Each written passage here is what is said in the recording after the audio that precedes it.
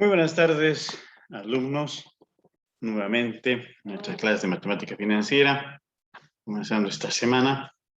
Para muchos que están o que viven en Quillacollo, tal vez es feriado.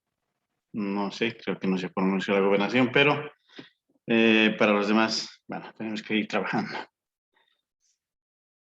Bien, vamos a continuar nuestra materia. Siempre, al principio, es importante saber la parte teórica, la práctica la vamos a ir avanzando. No se preocupen.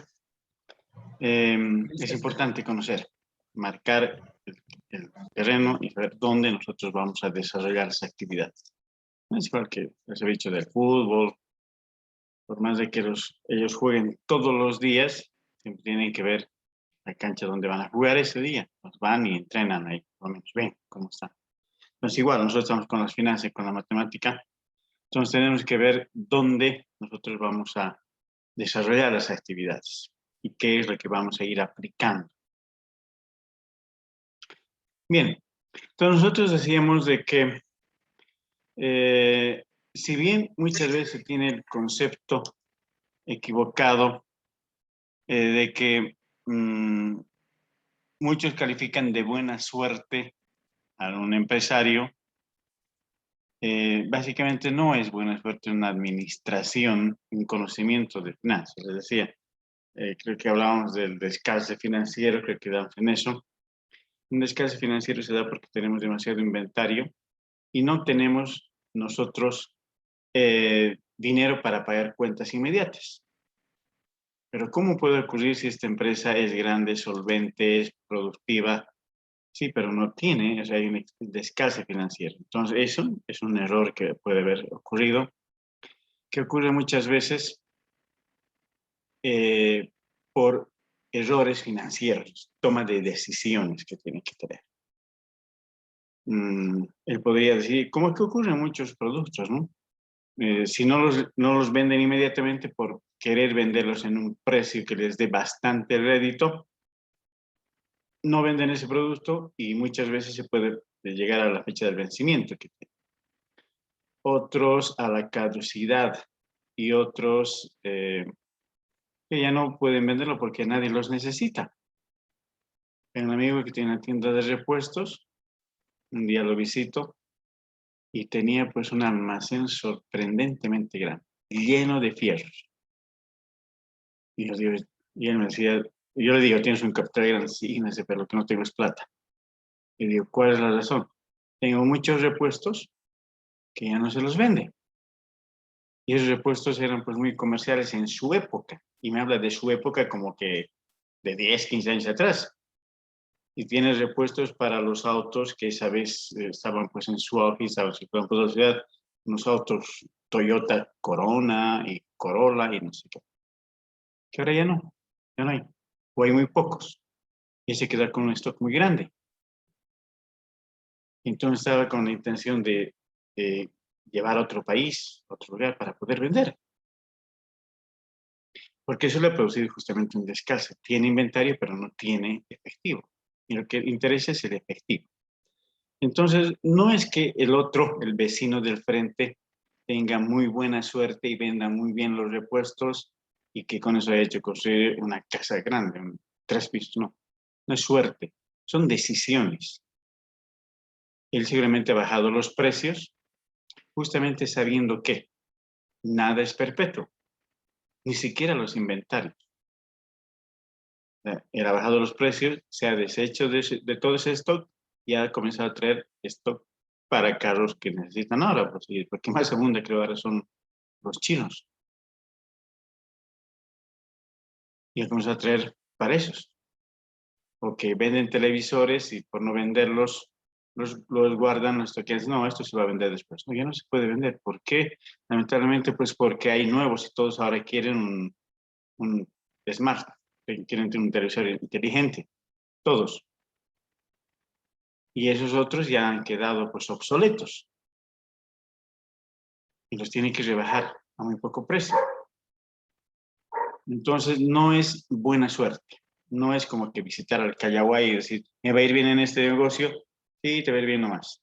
No, aquí se tiene que hacer un análisis financiero y se tienen que tomar decisiones inmediatas. Y para eso está la matemática financiera. Pero la importancia de tener la matemática financiera se radica en su aplicación en las operaciones bancarias, bursátiles, en temas económicos y muchas áreas de las finanzas, ya que permite al administrador financiero tomar decisiones en forma rápida y acertada. Ya les decía, tomar decisiones rápidas y acertadas porque el mundo es rapidísimo. Las actividades económicas se las hace inmediatamente. Depende mucho de traer una mercadería, no sé, de China y venderlo rápido. Ver y la gente va a comprar y después pasa de moda. Los que traigan después de ellos seguramente no van a poder vender. Seguramente no van a poder vender porque ya se estructuró el mercado pues, para esos productos. De tomar decisiones, qué se trae, qué se hace, cómo se invierte. Tengo un amigo economista, es retirado, y dijo voy a traer. Y le comentaron de que con $20,000 podía traer un contenedor de China. Y averiguó todo y parece que tenía más de 20,000. Entonces me dice, ¿qué negocio? ¿Qué puedo traer? Alguna vez me consulté. Digo, oye, no sé. Yo tendría que ir allí y ver qué traer. Y tendrías que básicamente basarte en las necesidades que tiene la gente acá. Necesidades. Y también lo que se aconseja, ¿no? Cuando uno habla de emprendimiento, ver problemas. Tienes que ver problemas y cómo solucionarlos. Rápido. Entonces se fue hasta allá. Trajo, yo estoy hablando hace muchos años, trajo material escolar, hojas, cuadernos. Y él trae, me enteré que había llegado, que estaba buscando, me encuentro de unos meses, después de unos meses, y como estoy mal. Y yo le digo, qué raro, porque material escolar siempre se necesita. Y me dice, sí, he ido, pero deberías ir a buscar todas las ciencias. Y él me lleva a su casa, y ahí había tenido en su oficina el mapa de Cochabamba y estaba lleno de alfileres de 3 colores. Y me dice, cada alfiler rojo que ves es una librería que hay en Cochabamba. Las he recorrido todas, por todas las calles. Y las verdes son las que me han comprado, que eran muy pocas. Muy pocas. Las otras eran rojas. Y yo dije, ¿por qué? No sé, me dice, será la fecha. Llegó más o menos su producto, lo trajo en mayo. Y me dice la gente, no, he ido a ofrecerles y me dice que vuelvo a fin de año porque ellos a fin de año compran, se estocan para todo el año. Algunos sabía que le compraban algunas cositas, pero y estaba su dinero ahí guardado. Y no podía vender y decía, nada, este es un mal negocio, tenía que rematar por recuperar su plata. Se asustó también porque él no era pues, emprendedor, era un empleado, siempre había sido empleado y querer entrar a las lides del emprendedurismo es pues difícil. Entonces, entonces tuvo que vender pues bajísimo, precios bajos. ¿Por qué? Porque decíamos anteriormente en las finanzas, se tiene que determinar capital, tiempo e intereses. Esos son los 3 factores que influyen en las decisiones financieras. Capital, tiempo e intereses, o tasas de remuneración que se quiera. Mejor podríamos entender como tasas de rédito que le exigimos a nuestro capital. Entonces, el tiempo es muy importante. Si él hubiera tenido mayor conocimiento, seguramente hubiese viajado solamente en noviembre, traer todas las cosas para diciembre y podría vender todo eso, no tener ese dinero dormido. Entonces, se tienen que tomar decisiones inmediatas para evitar errores y para evitar pues, pérdidas en las empresas, que eso es lo que todos quieren. Dice, sobre el mes de la matemática financiera no se sabe gran cosa, simplemente que esta ha existido desde hace mucho tiempo inmemorial. La aritmética comercial estaba bien desarrollada para el 1500 antes de Cristo, aritmética comercial. Y parece ser que las matemáticas financieras se desarrolló como un complemento a las transacciones comerciales. Sin embargo, no se conoce exactamente a ciencia cierta cuándo ha sido que aparece como una rama del conocimiento y de las matemáticas financieras. Sabemos que siempre ha existido eso, sabemos que las matemáticas lo hemos visto ya, que han aparecido hace 20.000 años. Entonces, estaba muy ligada, básicamente, la base fundamental era la aritmética. Y cuando tenían que hacer negocios, surge, pues igual, si efectivamente no había un dinero fiduciario, no existía el dinero fiduciario, bueno, ya lo saben, en economía el dinero fiduciario es aquel que lo emite el gobierno de los países. Dice, voy a imprimir 300.000 millones de bolivianos. Y él decide qué colores, qué formas, qué simbología va a tener. Dentro decide. Pero para eso tiene que tener una garantía, ¿verdad? Tiene que tener una garantía y esa garantía por lo general es en oro o es en moneda fuerte. Y moneda fuerte nosotros conocemos como moneda fuerte al dólar americano, los euros en algún momento, libras esterlinas y el yen, la moneda de los japoneses. Y ahora seguramente hay una moneda de los chinos. Son monedas fuertes. Entonces nosotros tenemos que tener un respaldo para poder emitir. Es el dinero fiduciario. Entonces, antes de que exista ese dinero fiduciario, y ese dinero nos dice, pues tiene varios modos de operar ese dinero. Pero antes de que exista el dinero fiduciario, ¿cómo hacían las transacciones comerciales? Porque las transacciones comerciales las han hecho pues, desde tiempos inmemoriales, muchísimo antes que 1500 años de Cristo. ¿Cómo hacían? Ustedes lo saben que era por medio del trueque. Esa era la forma de comercio, trueque, cambio. Pero eso también era pues muy limitado, porque se tenía que determinar cuánto es el poder de cambio de cada uno de los elementos que tenían o de los bienes. ¿Cómo podíamos cambiar? O sea, cuando se nos viene a nosotros a la mente, era trueque, es bien sencillo decir.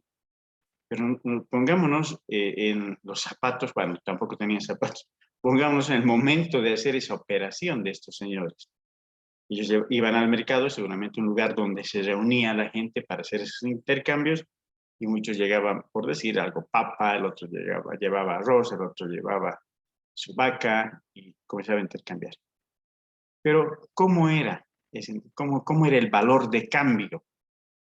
¿Cómo yo podía cambiar papas por un pedazo de vaca? ¿Cómo te doy 10 papas y me das qué? La oreja de la vaca, ¿no? O la cola, ¿no? Yo no necesito la cola ni la oreja. ¿Cómo podía haber ese valor de cambio? ¿Cómo existía? Entonces era complicado. Y se quiera entender o no se quiere entender, existía ya las finanzas ahí, porque nadie quería perder. Nadie iba a llevar, aquí te doy un saco de papas por 2 orejas de una vaca. Nada, estoy perdiendo, es un mal negocio. Siempre se trata de ganar. Y al tratar de ganar estamos hablando de obtener mayores réditos. Y si queremos obtener mayor rédito sobre lo que tenemos es finanzas. Unas finanzas bien llevadas, porque también podía haber finanzas mal llevadas y perdían. Entonces, en esos pequeños grupos existía pues una relación. Ellos mismos, por la necesidad, inventan de cómo podrían hacer el trueque. Porque en la gran mayoría se hacía pues de alimentos, ¿no? Entonces, era la cantidad, una unidad de cambio, era la cantidad de alimento que podía satisfacer la necesidad de hambre de un hombre. Esa más o menos era la unidad de cambio. Es decir, te voy a dar un manojo de arroz y tú con un manojo de arroz satisfarías tu necesidad de hambre. Sí, listo. Entonces, y si yo te las cambio, para que puedas satisfacer también esa misma necesidad de hambre, te doy unas 6 papas, ¿estaría bien? Sí, o sea, ¿qué más? Ellos van inventando.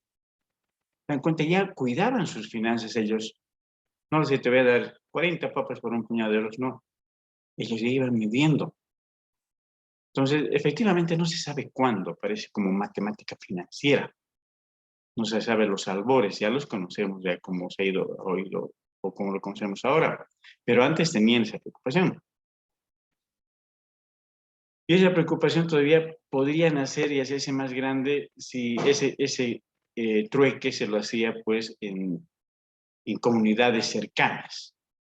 Pero cuando se abre el mercado interoceánico y los chinos hacen la ruta de la seda, también están ahí pegados los japoneses y todos, cruzan pues de Asia hasta Europa,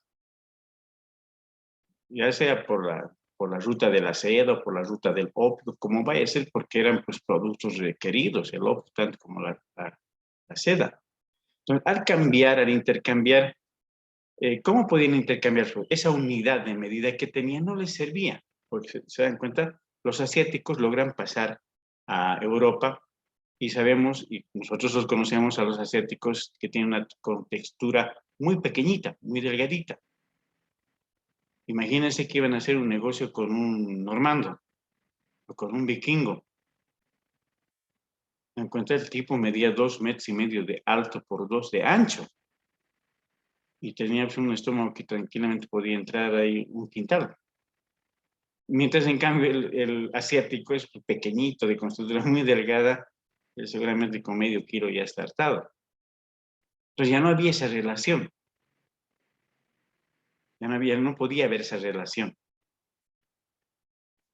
Entonces ellos tienen que inventar otras medidas de valor para el intercambio. Y por esa necesidad, bueno, es que ya aparece el dinero fiduciario, ya aparece todo lo que nosotros vamos conociendo, ¿verdad? Pero, ¿y eso por qué era? Porque nadie quería perder, pues. Porque desde esas épocas ellos manejaban las finanzas. Y la regla de las finanzas dice que tienes que tomar decisiones inmediatas, inclusive esas veces, para no perder. No tienes que perder. La finalidad de las finanzas es no perder. Y por eso es que aparecen varias herramientas que nos ayudan, estas herramientas, bueno, a cumplir lo que nosotros queremos, pues, tener réditos, que es lo que vamos detrás de eso. Bien, entonces, las matemáticas financieras forman parte esencial de la información financiera registrada en cualquier empresa, ya que posibilitan la comprensión y el juicio razonable de los aspectos básicos para quienes se introducen en el mundo de los negocios y de las decisiones empresariales. Las matemáticas financieras, que antes eran asignatura optativa, se vuelve ahora ya pues obligatoria. En la época porque es muy necesario para toda la toma de decisiones. En la universidad, donde yo estudiaba, los de administración, los alumnos de administración, podían o no podían tomar matemática financiera, era optativa, como otras que podías elegir vos como derecho, varias materias, podías ir rellenando la carga curricular que tenías. Pero ahora no, he visto que es importante las finanzas. ¿Por qué?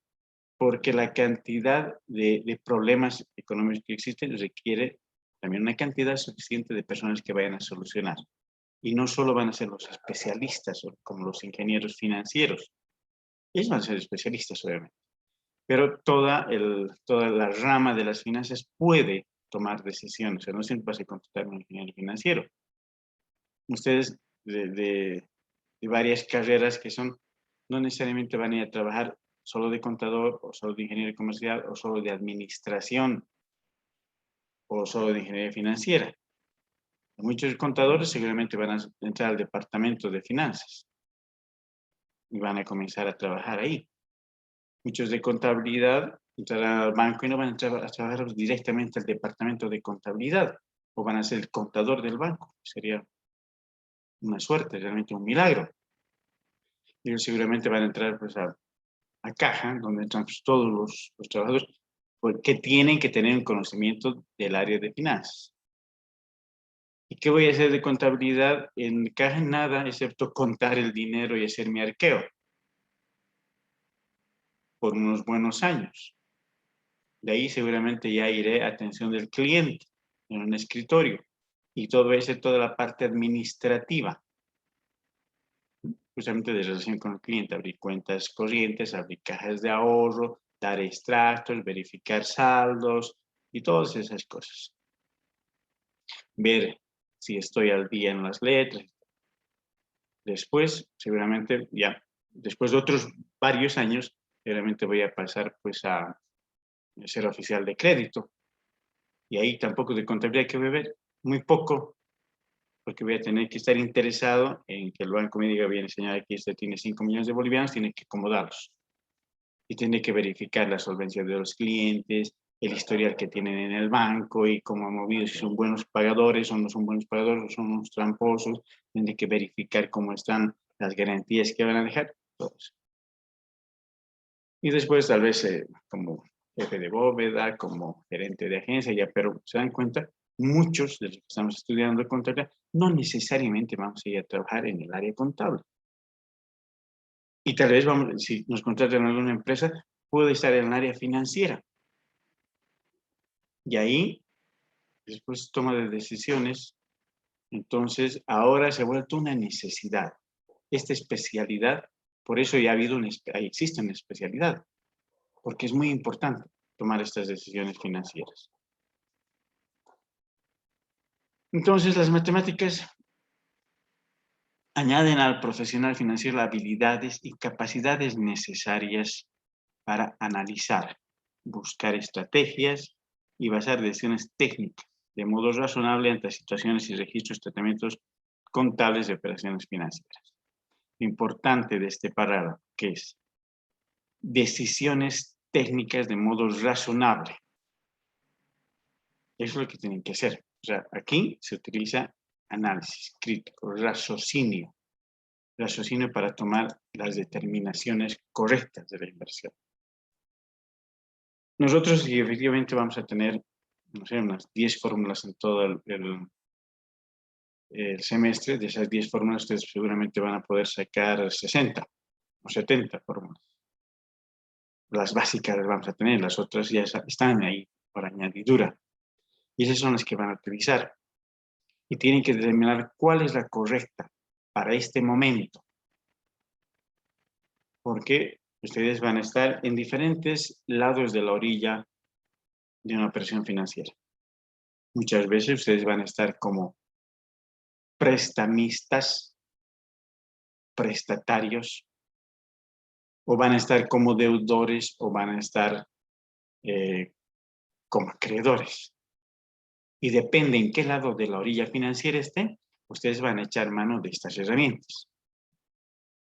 Estas les van a servir, no a todos en ese momento. Y ustedes tienen que tomar la decisión de cuál es el hijo para esa oportunidad.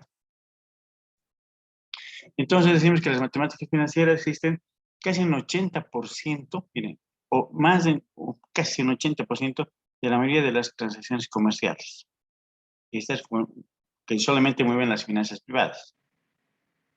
Por tanto, el profesional debe apoyarse, dice, con la finalidad de alcanzar el estado cognitivo pertinente y las habilidades que le conduzcan a resolver los problemas personales y empresariales que surgen en su vida profesional y que tengan que ver con las operaciones financieras y el objeto del estudio de las matemáticas. El objetivo de la matemática, entonces, las matemáticas financieras añaden al profesional financiero, que son todos ustedes, no solamente los ingenieros financieros, ustedes son ingenieros comerciales, auditores, contadores, administradores, ingenieros comerciales. A todos ellos las habilidades y capacidades necesarias para analizar, buscar estrategias correctas y basar sus decisiones técnicas de modo razonable ante las situaciones y registros y tratamientos contables de las operaciones financieras. Ese es el objetivo que tiene la matemática. Proveerles de habilidades, capacidad de análisis para buscar estrategias. Es por eso que en la matemática financiera no hay nada repetitivo, excepto la fórmula que nosotros vayamos a aprender. Esa fórmula simplemente es una herramienta. Es una herramienta. Y nosotros tenemos que hacer el análisis. ¿Qué es lo que me conviene hacer ahora? ¿Qué es lo que qué necesito? ¿Qué operación financiera voy a utilizar? ¿Voy a utilizar una de actualización? ¿Una de capitalización? y si es de capitalización de interés simple y si es de interés compuesto, o será vencida, o tal vez anticipada, o pospagable, o sea, cualquiera fuera. Pero yo tengo que decidir. Y para eso la matemática nos va a proveer de esas habilidades. Nos va a proveer de esas habilidades para tomar las mejores decisiones. Ahora especialmente en este mundo que es tan competitivo. Tan competitivo. Las decisiones se tienen que tomar inmediatamente. Tiene también como objeto primordial fortalecer la capacidad de razonamiento lógico. El objetivo primordial dice fortalecer la capacidad de razonamiento lógico y habilidades de aplicación de fórmulas y procedimientos. Capacidad de generar ideas y criterios propios e identificar los elementos básicos de las matemáticas financieras, así como comprender y aplicar el método y la técnica financiera que sea más adecuada a la solución de los problemas específicos que involucren una multiplicidad de factores del área administrativa. El objetivo de la matemática, fortalecer la capacidad de razonamiento lógico. Lo que decíamos al principio, lo que ustedes nos decían, nos ayudaban al crear nuestro concepto de matemática, ¿se acuerdan? ¿Sí? Razonamiento, y hablaban de lógica. Entonces, y hablábamos de un razonamiento lógico y crítico, basado en criterios propios. Es por eso que decía los ejercicios que vayamos a hacer. Primero, las fórmulas nosotros las vamos a dar. No quiero que se encasillen esas, no la encuentro en ningún libro, no, tal vez no esté tal como la vamos a plantear nosotros. Es el razonamiento que le va a decir, bien, esta fórmula es muy similar, simplemente la simbología está cambiando, o la nomenclatura me cambia. Aquí el licenciado, para decirme que el dinero que tengo, me va a decir que es un valor inicial, por decir, o un valor presente, valor de hoy, lo que tengo hoy. Y quiero llegar a un valor futuro. Así, ¿cuánto tengo? En el bibliografía lo pueden encontrar tal vez como una K, que va a ser capital inicial. Y van a tener como un capital final, o como una C sub 0, que signifique lo mismo. Y cuando estamos hablando del tiempo, tal vez nosotros utilicemos una N para determinar el tiempo y en otros libros ustedes encuentren una T. La fórmula va a ser la misma. La fórmula va a ser la misma, simplemente que van a cambiar las nomenclaturas. Y para eso, inclusive para eso, es importante la lógica, ¿no? Y el razonamiento lógico. Oye, estas fórmulas simplemente han cambiado las letritas. Aquí en vez de poner N le ha puesto T y en vez de ponerle K le ha puesto valor presente. Listo, es lo mismo. O sea, no tienen que asustarse porque encuentren otra terminología. ¿No? Entonces, razonamiento inclusive para la determinación de las fórmulas. Y lo importante que dice también acá es ¿cómo lo voy a poder aplicar? Y estos elementos son básicos de las matemáticas. Entonces, en los ejercicios dice, no hemos hecho este tipo de ejercicio, ¿por qué nos ponen el examen? Lógica. Utilicen la lógica. Hay mucha gente, muchos emprendedores, muchos empresarios que tienen muchísimo dinero, que nunca han pasado matemática financiera, pero son unos expertos en finanzas. Yo tengo un cliente en Oruro, él tiene una barraca, nosotros proveemos de madera, de un aserradero en San Miguel de Velasco, en la Chiquitanía. Y este no es un cliente, este señor es una máquina de hacer plata. Es sorprendente la cantidad de dinero que tiene plata. Y les puedo asegurar de que este señor no ha terminado ni el quinto básico de la escuela, ni el quinto.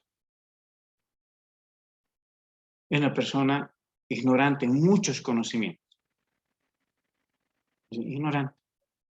Pero es una persona recontra capaz, inteligente en hacer negocios. No hay quien lo supere. Y sabe, o sea, sabe las técnicas básicas del emprendimiento. Él tiene una diversidad de negocios. Entre ellos está la madera y tiene una barraca. Tiene una mueblería. Y los muebles no los hace con la madera que me compra a mí. Él trae de otro lado porque la madera es exclusivamente para hacer muebles. la de la que tengo es de construcción. Tiene una importadora de bicicletas, tiene una importadora de llantas para movilidades. Es uno de los únicos representantes, creo que acá, para traer esos serpentinas y misturas y los cohetes y todo eso. Tiene un montón de negocios. Ah, trae también ropa usada. Y él nunca ha pasado, pues, les digo, del quinto básico de la escuela. Pero tiene un conocimiento financiero sorprendente.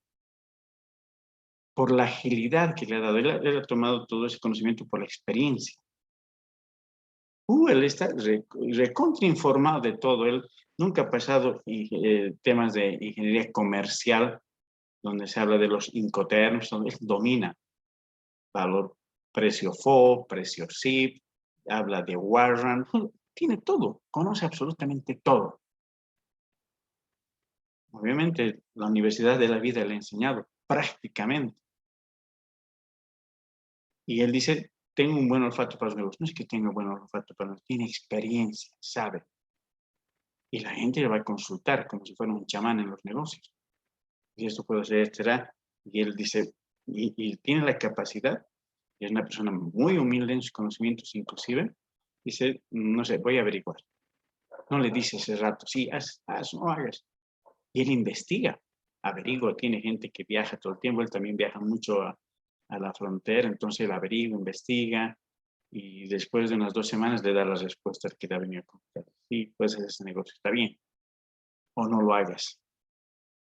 Y si es un buen negocio, dice, sí, haremos. Yo conozco el otro, dice, perfecto, ¿por qué no va a querer ser socio de un conocedor en finanzas? Puede ser un maestro para muchísimos. Podría avergonzar inclusive a muchos ingenieros financieros por el conocimiento que tiene. Es sorprendente.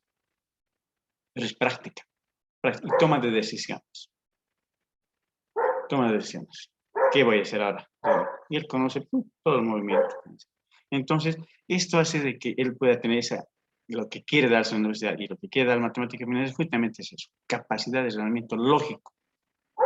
Él utiliza la lógica, no se basa en fórmulas, utiliza la lógica.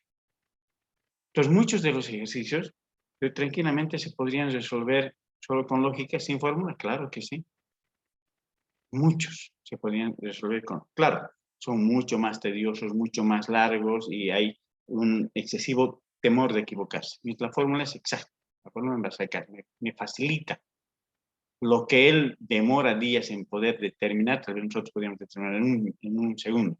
No tanto en un segundo, digamos unos 30 segundos, haciendo la formulita y le decimos esto es.